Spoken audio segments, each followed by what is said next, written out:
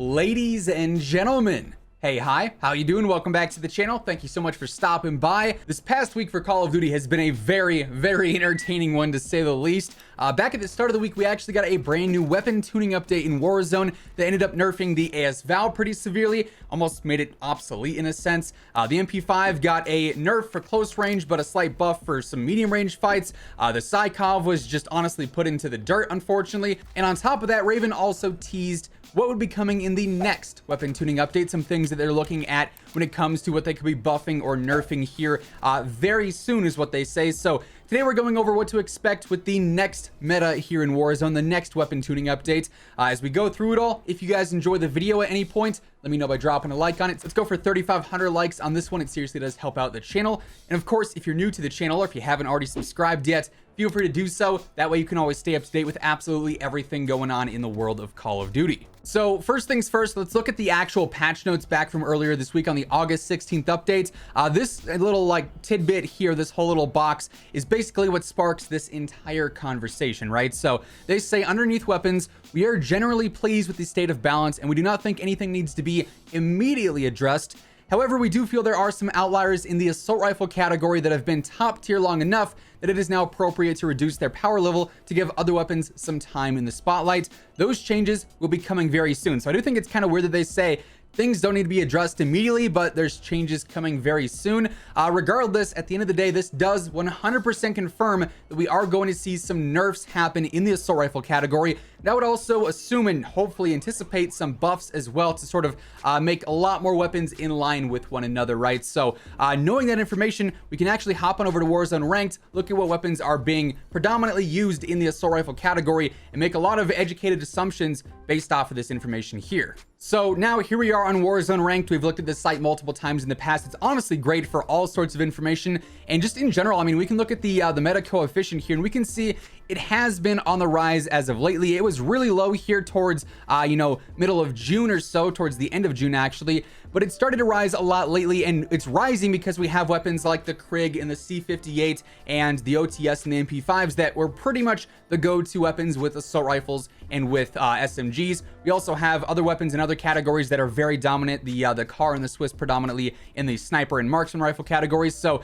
despite there being a pretty open meta, and you could definitely use a lot more rifles and SMGs than just some of those that I named, there is obviously a sort of favoritism in place towards some of those weapons in particular. And something we've talked about in the past is how Raven is striving for the most diversity possible. So when we see weapons that are being used constantly, not just by like creators and streamers and by some of the social community, but by the vast majority of the player base, that's when they start to say, okay, we got to nerf this thing because clearly there is a reason that people are flocking towards this, even though we have these other weapons that statistically could compete. So for instance, the first red flag here is the Krig 6. I would be willing to bet a lot of money on the fact that the Krig is going to be nerfed in this next weapon tuning update, because you can look at the pick ratio here.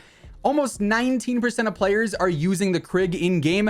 The next highest is the CAR at 8.2%. So over double the percentage of the pick ratio here with the Krig over every other single weapon in the game, not to mention actual rifles. We see the next most used rifle here is actually the C58 at 5%. That's actually going down and the Krig is going up. So the Krig is a bit too special right now in this current meta when it comes to good players, mediocre players, low tier players. Everyone is using the Krig, and there's a simple reason to that. I guess there's a couple simple reasons. One, the TTK is relatively competitive. It's not the fastest killing rifle, definitely not the fastest killing. The C58, the EM2, the AK-47.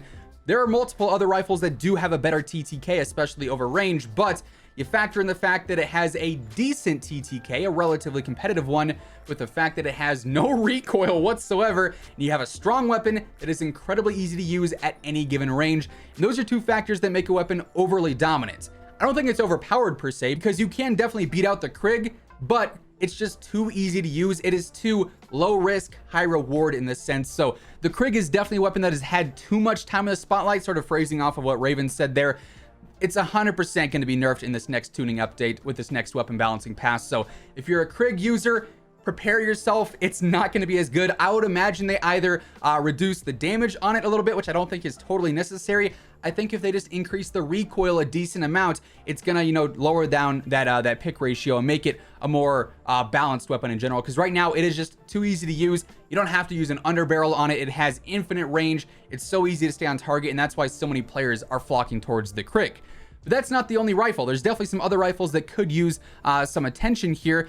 The C58 is one that I'm kind of curious about because it is very powerful, but it's also gotten some nerfs recently, and obviously it's not being used nearly as much as the Krig is. So that's one that could potentially be nerfed, but I don't think it really has a reason to be nerfed. I really prefer it because it is one of those weapons. It's sort of similar to the AMAX in the sense that if you're a good player and you can control recoil over range, it's got that high damage output and that good potential TTK with headshots, that it's a rewarding weapon, but not everyone can use it at every single range. And the same deal with the EM2, which currently doesn't really have enough data. That's why it's got a 1.3 KD ratio overall, but the EM2 performance is very similar to that. Slow firing, a lot of visual recoil, a lot of bounce when you're shooting, but if you're able to land your shots, it will fry. I could see maybe the EM2 gets a slight damage decrease because the TTK seems especially good if you're hitting headshots. But overall, I don't feel like those two are huge red flags like the Krig is. The Farah, despite having a low pick percentage here though, I think could potentially be another one because the Farah's TTK, despite also receiving multiple nerfs, is still one of the best over range.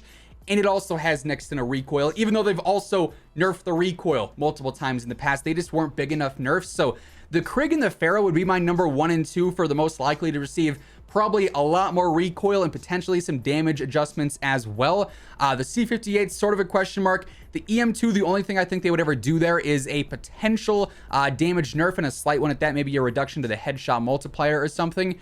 But obviously at the same time, just simply nerfing 1 or 2 rifles is not going to change the fact that there is a lot of other rifles that are severely underutilized. So one rifle that I think has not had any time in the spotlight that could potentially be nerfed, the AN94. It's a Modern Warfare weapon. They said in the past they wanted to give some love to some Modern Warfare weapons that were underutilized.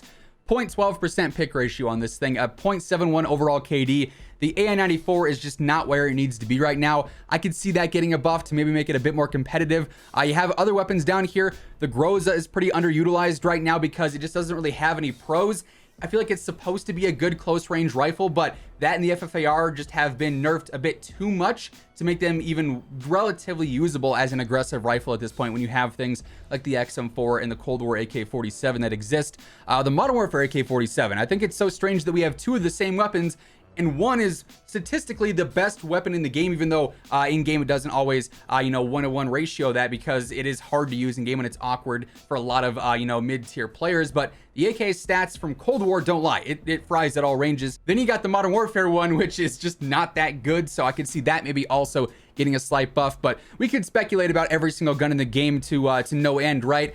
When it comes down to it, based off the facts that we have from multiple statements from Raven saying, one, we're getting new assault rifle tuning here soon, and it's going to be based around the popular weapons becoming more in line with others, and also the fact that they want to buff some lesser used weapons. I think we have a good enough conversation here to say, okay, this is probably a likely scenario for what's going to happen when this next weapon tuning update takes place. Of course, whenever that happens, coming soon, could be next week, could be the week after, we have no idea.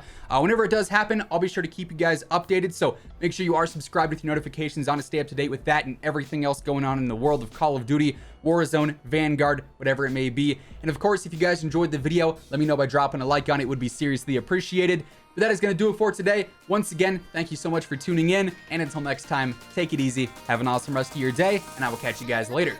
Peace out.